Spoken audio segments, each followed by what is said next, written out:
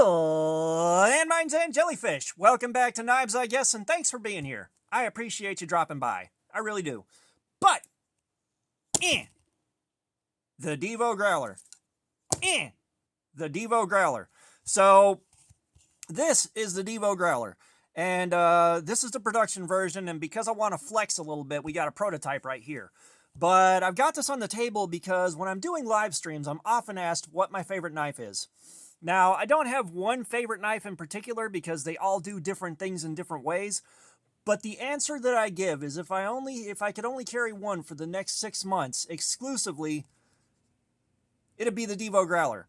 This thing does everything I want it to so well. Now, let's take a look at what we're holding because it'll bother you if I don't.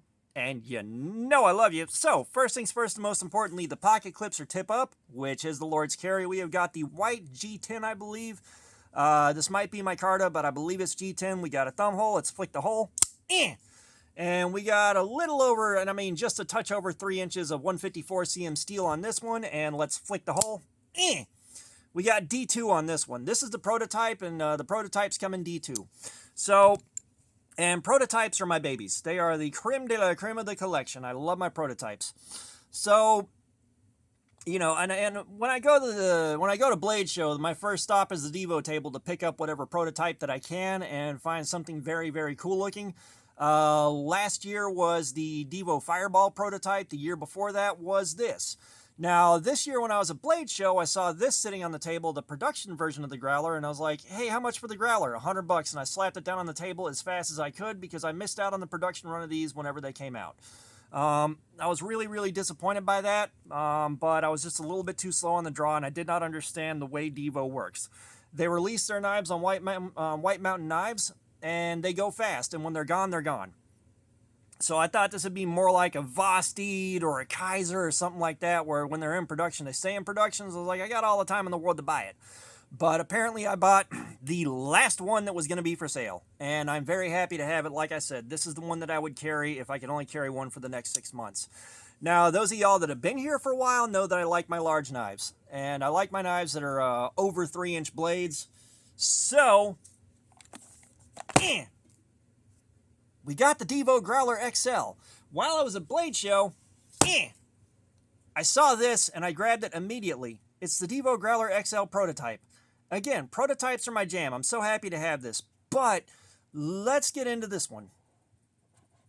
Gimme. Okay, so let's take a look at what we're holding because it'll bother you if I don't. And you know I love you. So, first things first and most importantly, the pocket clips are tip up, which is the Lord's carry. We have got the Purple Haze Camo Carbon. Words are hard. It's somehow your fault. We got a thumb hole. Let's flick the hole. And we have got 80s Camo Carbon, which we're going to get into in a minute. But we got a thumb hole. Let's flick the hole.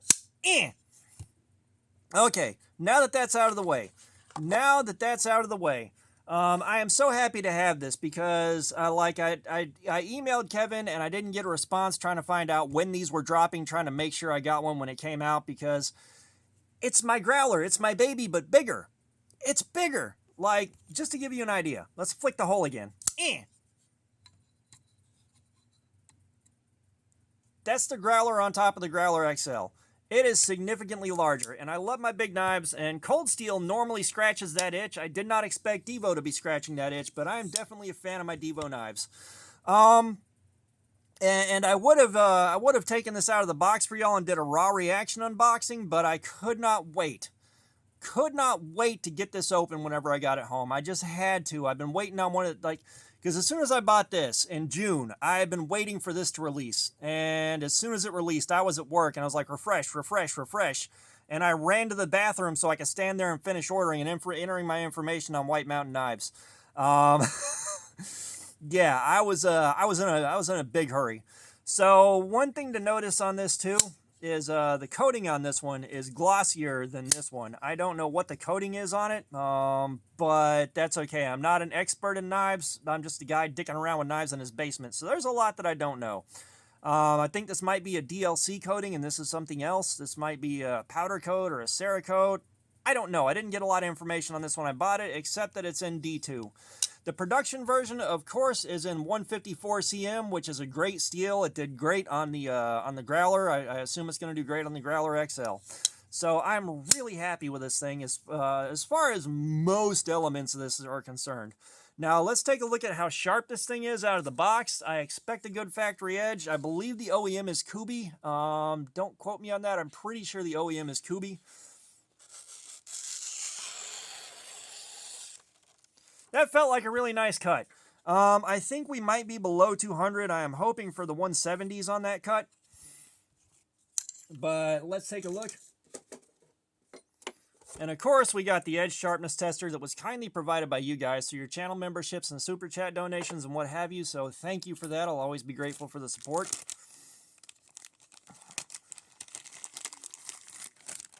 Let's get into this thing. We're going to take one test in a pretty generalized area. Now, of course, this thing is not the most scientific thing on the planet. It just gives you a rough ballpark idea where your edge is sitting, and a lot of things can have an effect on the number that comes in.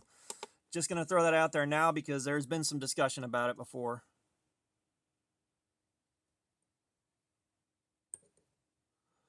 Whoo! 132. So that was a slow push. That 132 is a great number. That is a great number to see. I was expecting, like y'all heard me, I was expecting 170s, hoping it was below 200 based on that cut right there.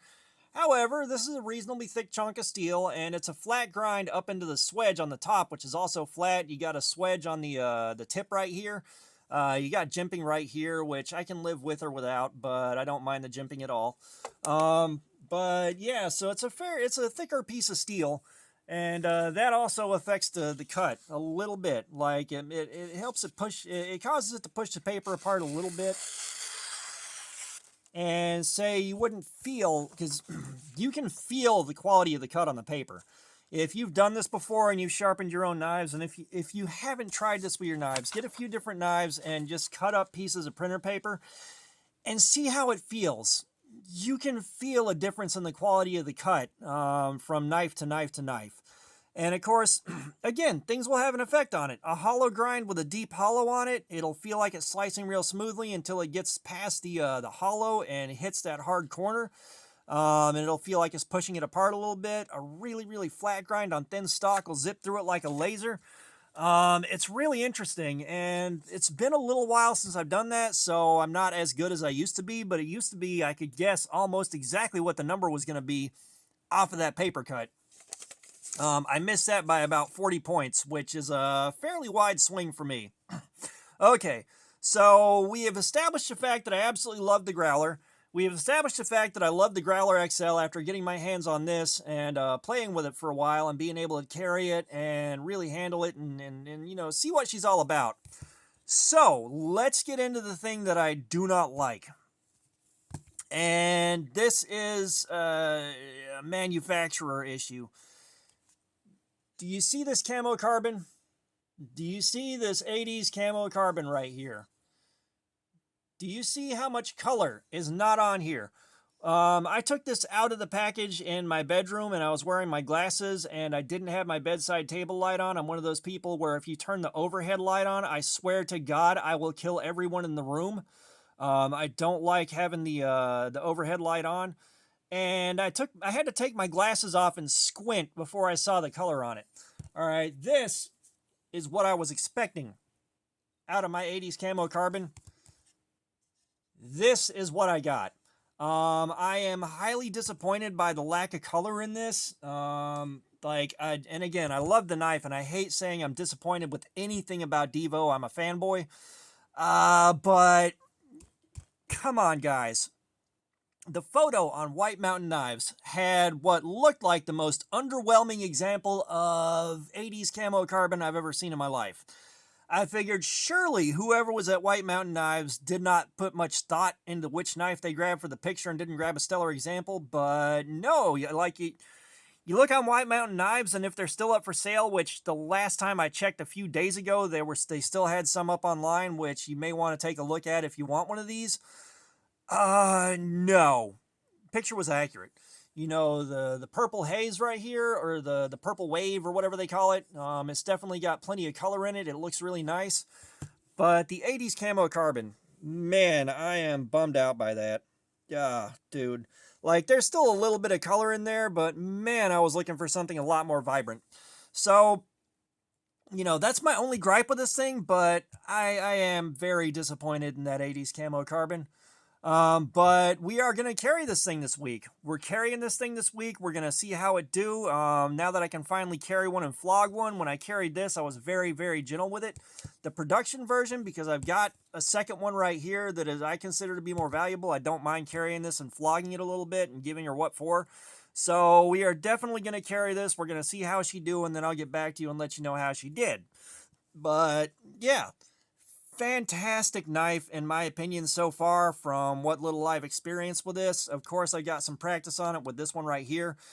Fantastic unit. It's like my baby but bigger. This is kind of it answered a question that I hadn't asked yet. I didn't know I needed it until I saw it.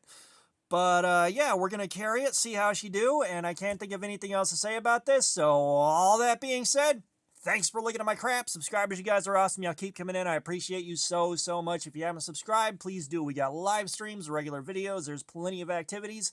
Comments, I love some feedback. Let me know what you think about this thing or anything else. And let me know what you think about that 80s camo carbon.